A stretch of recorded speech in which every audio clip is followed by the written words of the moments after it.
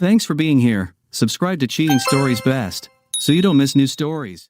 I had no idea what a hard road my life would take. My once happy existence was crumbling before my eyes, turning into a nightmare.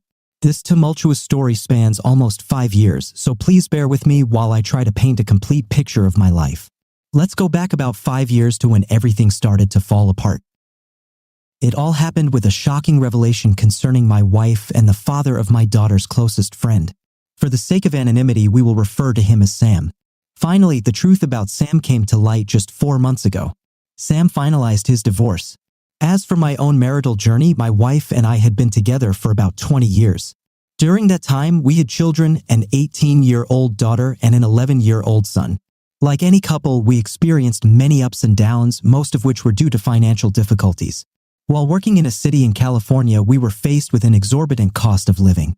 Although our home is in an affluent neighborhood, it is important to note that our presence there is not due to wealth but rather luck. Pride and tradition run deep in our family, as our home has been an integral part of our history since the 1940s, passed down from generation to generation. I was fortunate enough to inherit this house from my father, who, in turn, inherited it from his father.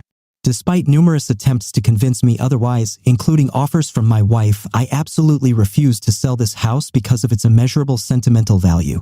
In choosing to raise our children in this affluent neighborhood, we found ourselves surrounded by people of great wealth. Although my wife and I had modest incomes, our children grew up near their affluent peers, allowing them to develop a unique perspective on life. The pressure to provide our children with the same luxuries as their peers weighed heavily on my heart. It seemed like we constantly had to fight the desire for material goods that consumed our son and daughter. One particularly memorable incident was when my 11-year-old son came home with an expensive handheld video game console.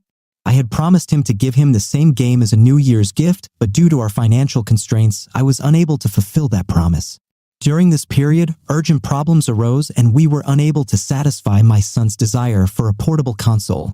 At first, when I saw the set-top box in his possession, I thought he had borrowed it from friends.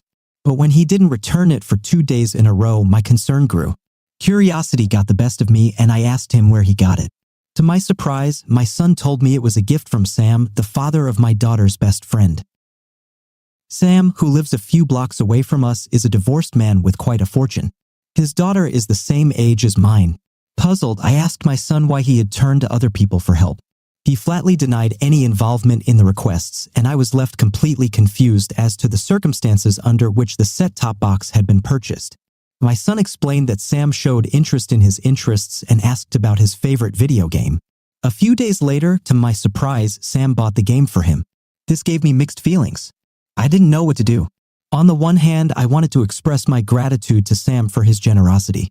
On the other hand, I couldn't escape the feeling of sadness that I couldn't afford such a gift for my son without straining our finances.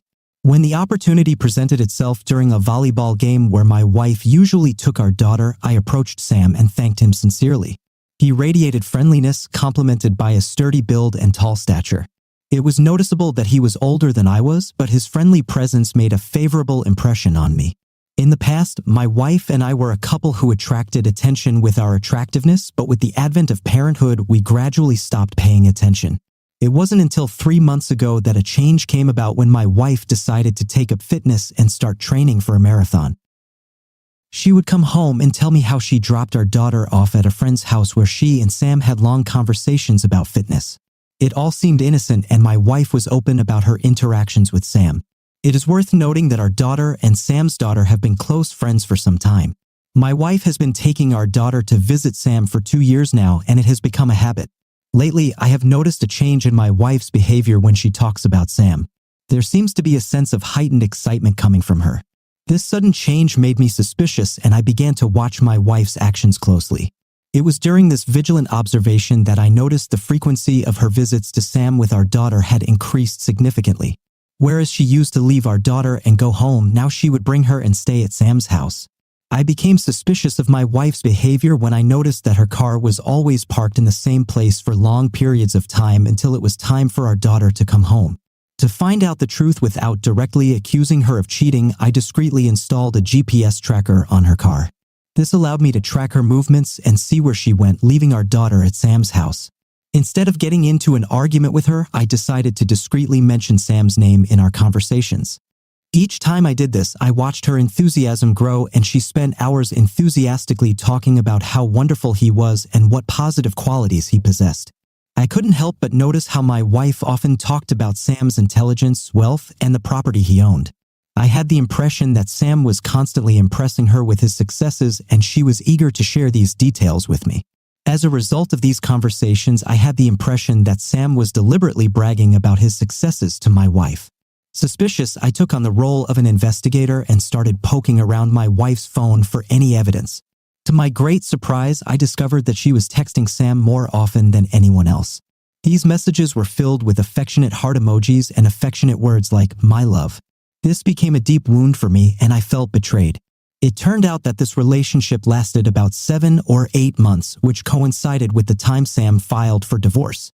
I couldn't help but wonder if my wife had played some role in the dissolution of Sam's marriage. After stumbling upon the accusatory messages, I plucked up the courage to tell my wife what I knew about her infidelity. She reluctantly admitted to the infidelity but evaded answering the question of when exactly she began her illicit affair. She apologized, insisting it was a mistake, but I had a hard time believing her words. We had a heart-to-heart talk about the future fate of our relationship, and to get some space for reflection, I asked her to leave our house temporarily. The protracted affair and the deep betrayal I felt made it unbearable to continue living under such deception. I made the difficult decision not to tell our daughter about my wife's infidelity, which created difficulties when it came to explaining why she couldn't visit her best friend as usual. Unfortunately, this allowed my wife to manipulate our daughter and make up various tall tales to turn her against me. She painted a distorted picture, claiming that my reluctance to allow them both to visit Sam was due to jealousy. Moreover, she went so far as to tell our daughter that I was lazy, calling my decision to separate from my wife proof that I lacked financial success. I decided to talk openly with my children, explaining to them that my mother and I were having difficulties in our marriage. I deliberately decided not to disclose the details of her infidelity and not to speak ill of her. But when she began to be unreasonably rude to me, it became clear that my wife had influenced my daughter's worldview. In response, I decided to punish her by taking away her cell phone. Unfortunately, her angry retort that Sam had bought her a new and better phone struck a nerve in me. I felt like I was losing the battle, and the emotional blow was very strong. With my wife's departure, I felt a loss of control over the situation in my family. 2 days later, my heart sank when I saw on the GPS tracker that her car had been left overnight at Sam's place. This event was the final blow to our crumbling marriage. Any glimmer of hope for reconciliation vanished at that moment. I may not possess great wealth, but I retain my dignity and refuse to subject myself to humiliation for the sake of money. There are aspects of life that are more important than material goods, and one of them is faithfulness. As a result of my wife's behavior, the foundation of honesty and integrity on which our relationship had been built had been shattered. It was with a heavy heart that I summoned the strength to call her and inform her of my decision to divorce her. To my dismay, she showed no sign of remorse. Instead, she coldly wrote me a message expressing her relief and anticipation of the divorce. These words hurt me deeply, and I struggled to find the words to convey the immense pain I felt inside. Overwhelmed with grief, I fell into a state of apparent depression and was unable to eat for 3 days. I felt like a mere shell of a person, a walking dead man. Despite the emotional turmoil, I worked hard to ensure the well-being of my children. But my wife's actions left a trail of destruction in their wake to enter into a new life with another person. One evening, my daughter did not come home as I had taken away her cell phone in frustration. I contacted my wife and dialed her number to inquire about my daughter's whereabouts. To my dismay, my wife told me that she was at Sam's house and intended to remain there from now on. This news infuriated me. I vehemently expressed my disbelief, insisting that my daughter be returned to our home immediately. A heated argument ensued, accompanied by an exchange of derogatory phrases and profanity. In the midst of our conflict, my wife started calling me lazy. Expressing my frustration, I told her that I was unable to provide for a spouse of her caliber and that Sam seemed to have instilled in her that I was unworthy of her attention and had hindered her development over the past 20 years. The weight of her words was unimaginable, overwhelming me with anger and bitterness. Unable to bear the situation any longer, I impulsively drove to Sam's house and urgently contacted the authorities. When I arrived, I clearly stated that I demanded the immediate return of my daughter and even threatened to take her by force if necessary. When the police became involved, this tumultuous situation with my wife left me perplexed and frustrated. It was with great annoyance that she had to allow her daughter to come with me and return home. Overwhelmed by the feeling of annoyance, I couldn't help but direct my anger at Sam, addressing him with contempt. It was obvious that he wanted me off his property because of my inadequate behavior. In order not to cause a scandal, they decided to let my daughter go, but it was evident that she resented my forcibly removing her from Sam's house. With the help of the police, the similarity in her tone and words to her mother was striking. Even though I realized the influence she was under, I refrained from showing anger toward her. After this incident, my wife enlisted the help of an expensive lawyer funded by Sam. She was determined to expedite the divorce process. Upon receiving the divorce papers, I approved of the divorce but disagreed with the proposed child custody arrangement, which prompted us to go to court. It became clear that she was not interested in claiming any property from me, as I had nothing of value except the cherished ancestral home, which was not subject to division by virtue of the fact that it had belonged to me before the marriage. It dawned on me that the reason my wife and Sam hired an expensive lawyer was because of their intention to gain full custody of our children. They accused me of manipulating the children against their mother. When the case went to court, I was caught off guard. To my bewilderment, during a private interview with the judge, 2 of my children shared allegations of physical and verbal abuse against me. Unfortunately, my legal representation, while the best I could afford, was inadequate. Taking advantage of my actions the night I went to the police, my wife's slick lawyer skillfully used the incident to his advantage. Desperately searching for my missing daughter, I got the police involved, and my behavior at the scene was perceived as inadequate. I was utterly bewildered when I learned that my wife had gone to such lengths as manipulating our children to fabricate a story in front of a judge. Despite this betrayal, I held no grudge against my children, believing that as they grew up, they would realize that my only fault was my lack of wealth. Unfortunately, my wife emerged victorious from the bitter court battle, effectively destroying our once happy family. This was a profound wake-up call for me. Rather than wallow in despair, I refused to be idle within the walls of my home. I made a conscious decision not to drink alcohol and not to succumb to self-pity. Fortunately, my job offered free therapist services for people in difficult situations like mine, and I was happy to take advantage of this opportunity. In addition, on my own initiative, I joined a gym and started exercising. Exercise was an outlet for my anger and resentment.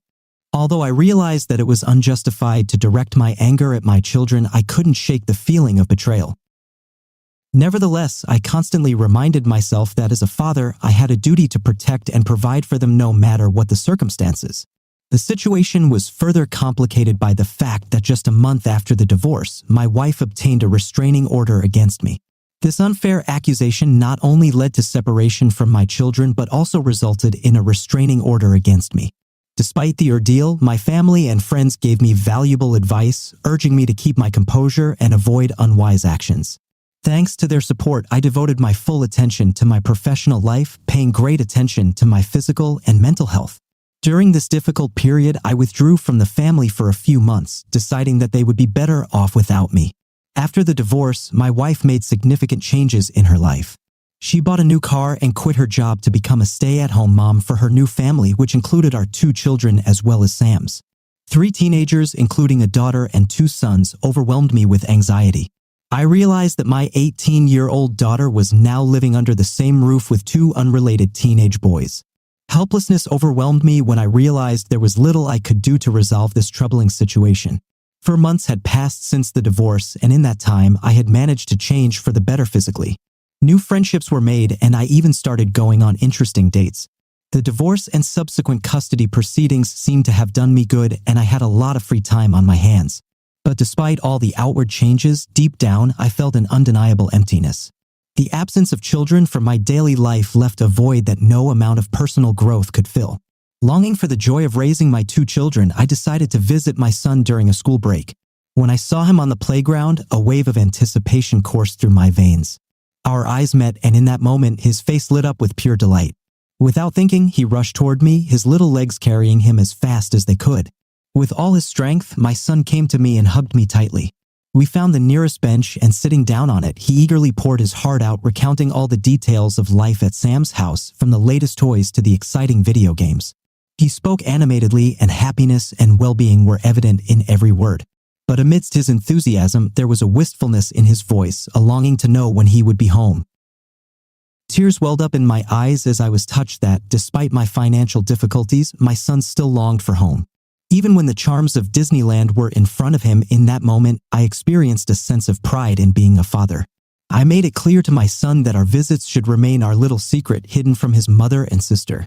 Determined to keep in regular contact, I made a commitment to visit him at least once a week. Our moments of companionship were brief, but they were of immeasurable value. As he prepared to return to his classroom, I cherished those precious minutes, savoring our conversations and the warmth of our connection. During one of these encounters, my son casually mentioned that he had seen my daughter crying. I brushed it off at first, not giving it much thought. After all, tears can be shed for a variety of reasons. But on another occasion, he told me that he had repeatedly seen his ex-wife in upset feelings as she cried. These stories sent a wave of concern through me.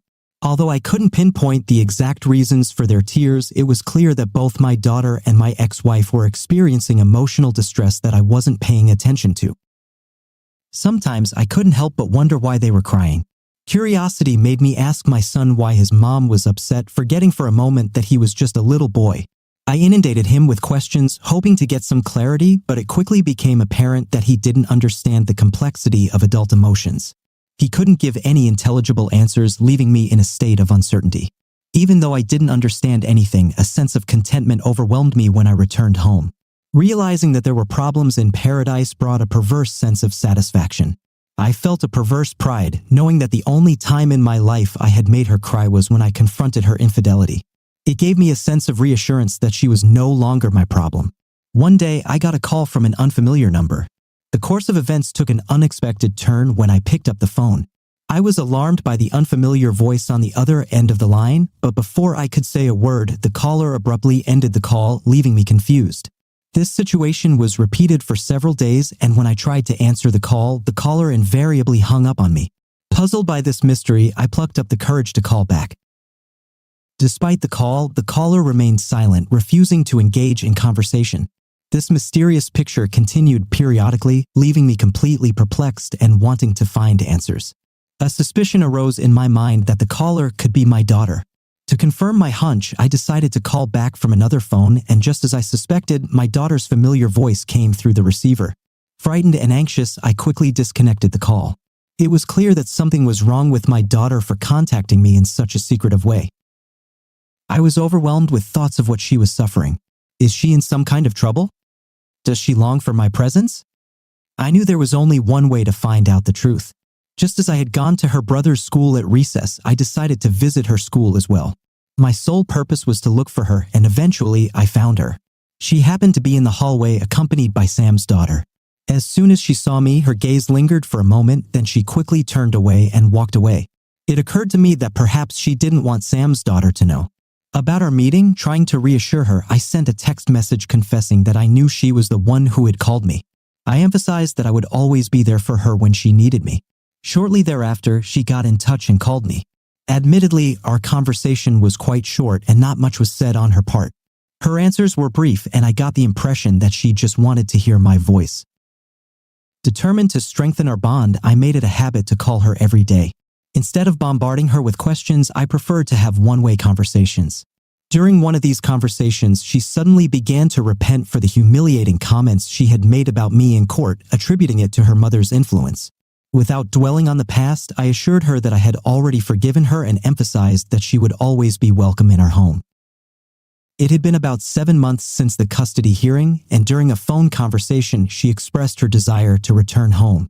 After moving into Sam's home, her tearful confession piqued my curiosity, and I decided to inquire about her reasons for wanting to return. But she remained silent, refusing to divulge any details. I reassured her that she would always be welcome at home, but because of statements made at the child custody hearing, her mother currently had custody of the children.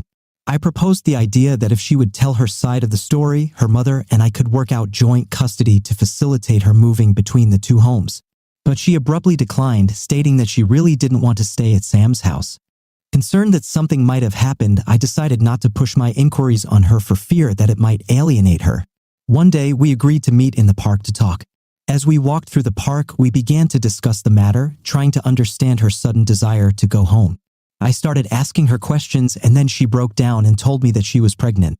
My head spun, but I tried to stay calm and not give myself away with curiosity. I inquired about the length of her pregnancy and the identity of the culprit. To my horror, she told me that she had informed her mother about the pregnancy and they had decided to terminate it. This news struck me like a lightning strike. I could not comprehend that my daughter was not only pregnant but had made such an important decision without my knowledge. I didn't realize that everything had changed. I felt dizzy with surprise and I fell to the pavement, tears streaming down my face. At that moment, I felt like I had failed my daughter. Desperate for answers, I asked her to tell me who was to blame for her pregnancy. After a hesitant pause, she finally admitted that it was Sam's teenage son. The anger that erupted in me was almost uncontrollable. I craved revenge, determined to protect my daughter. I firmly promised her that I would do everything in my power to make sure she never returned to that horrible place. Without hesitation, I dialed my wife's number, expressing my dissatisfaction with her actions. I could not comprehend that my daughter had been subjected to such torture without my knowledge. It was clear from the muffled tone of her voice that she preferred to keep things private, pretending that everything was fine. But I couldn't just ignore this injustice. Anger burned within me, fueling my resolve to confront the perpetrators. Without thinking, I contacted my ex-wife's parents and informed them of the situation. Unwilling to let it go unchecked, the shocking details of their 18-year-old granddaughter's pregnancy and their own daughter's decision to terminate the pregnancy without informing anyone stunned me. In seeking justice, I got everyone on my side by showing her as a selfish and neglectful mother who had put her daughter in such a vulnerable position. Determined to protect my daughter, she stayed with me during that turbulent time. Seeking legal protection, I went to the police hoping for a criminal case. But to my horror, it turned out that since the boy was only a few years older than her, the situation was not covered by the law. The unspeakable anger I felt at that moment is beyond description. I desperately wanted someone to be held accountable for this unthinkable situation in order to seek justice for my daughter's stolen innocence. I realized how important it was to maintain my composure, as overreacting could hinder my chances of regaining custody during the upcoming custody hearing. I saw my ex-wife for the first time since my divorce, and her demeanor did not inspire joy. She looked disheveled, poorly dressed, and showed no signs of contentment. I experienced a sense of satisfaction as I watched the judge reprimand my ex-wife and her attorney for their deceptive actions, manipulation of my children, and the truth. Although she escaped serious consequences, luck seemed to be on her side. My ex-wife was found in contempt of court for her manipulative actions in getting our children to lie against me during a divorce custody hearing. A few months ago, although justice had been served to some extent, I couldn't escape the feeling that she deserved a harsher punishment, perhaps even jail time. It seemed unfair to me that if the roles were reversed, I would likely face harsher consequences. With the help of a skilled lawyer, I was able to secure primary custody of my children while my ex-wife was granted supervised visitation. The court proceedings went in my favor, and I couldn't contain my joy as I left the courtroom, a smile stretching across my face. Recognizing the potential trauma my daughter had experienced, I wasted no time in getting her into therapy, hoping to aid in her healing process. My son, on the other hand, seemed to be doing well. To strengthen our bond, I purchased a 4x4 vehicle, allowing us to embark on off-roading adventures and spend quality time together. It was all he needed to thrive. As for my ex-wife, she only exercised her visitation rights on a few occasions. The visits between my ex-wife and our daughter eventually stopped as my daughter absolutely refused to see her. Deep down, I felt that there was more to the story, secrets that my daughter had chosen to keep from me.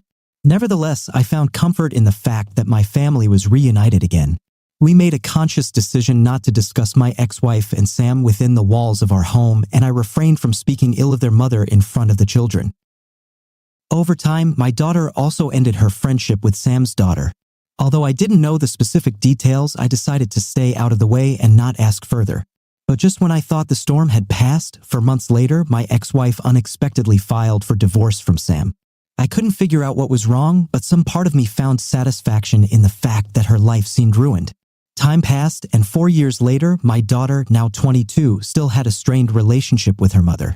It was obvious that their relationship was far from harmonious. While at first I thought my daughter harbored a grudge against her mother for hiding the pregnancy, doubts began to creep in. I began to suspect that there was more to the story, hidden layers that I had yet to uncover. After the children were returned to my custody, I began spending as much time with them as I could, trying to rebuild our relationship. Our bond was stronger than ever, and one peaceful day, my daughter and I were relaxing on the porch. I wondered for a long time why she disliked her mother so much. Finally, I mustered up the courage to ask her about it, hoping to get some clarity. At that moment, her demeanor changed. She lowered her gaze, then raised her head, and anger flashed in her eyes. The words that fell from her lips left me stunned and bewildered. She told me that she had confessed to my ex-wife that her man had done terrible things and her mother, instead of protecting her, had chosen to cover for him. The silence that followed was deafening as she abruptly rose from her seat and walked away into the house, leaving me utterly confused. It took me a few moments to process the information she had just shared with me, and I frantically tried to understand her true intentions. Deciding not to jump to conclusions, I rose from my seat and hurried after her. After persuading her to sit down, I gently asked her to clarify her words. It was obvious that it was hard for her to tell the truth, but finally she told me that the father of her child was not Sam's son but Sam himself. Shocked, I realized that he had been trying to buy her silence ever since my daughter had befriended him. After my daughter moved in with him permanently, it became clear that his intentions were far from innocent. Shockingly, he ended up getting my daughter pregnant. It dawned on me that perhaps my daughter had been his target all along. In a panic, my daughter told my ex-wife about her pregnancy, hoping for support and protection. But the ex-wife seemed more concerned with keeping me unaware of the situation. Eventually, my ex-wife told Sam everything. Although I don't know if they resolved the matter in private or behind closed doors, they managed to convince my daughter to have an abortion. Shocked by these revelations, I wasted no time and immediately went to the police to seek justice. We filed a police report, although Sam had already moved out of the neighborhood. Law enforcement managed to apprehend him at his new place of residence. To our surprise, my ex-wife was later arrested as well. After taking a plea bargain, she admitted her involvement and became a key witness in the case. As a result, she received a relatively short sentence of 6 months followed by probation. In contrast, Sam was sentenced to 22 years in prison. Given the nature of his crimes, it is likely that he will face danger within the prison walls when his cellmates learn the true extent of his actions. I intend to do everything in my power to seek justice and ensure that he receives the punishment he deserves.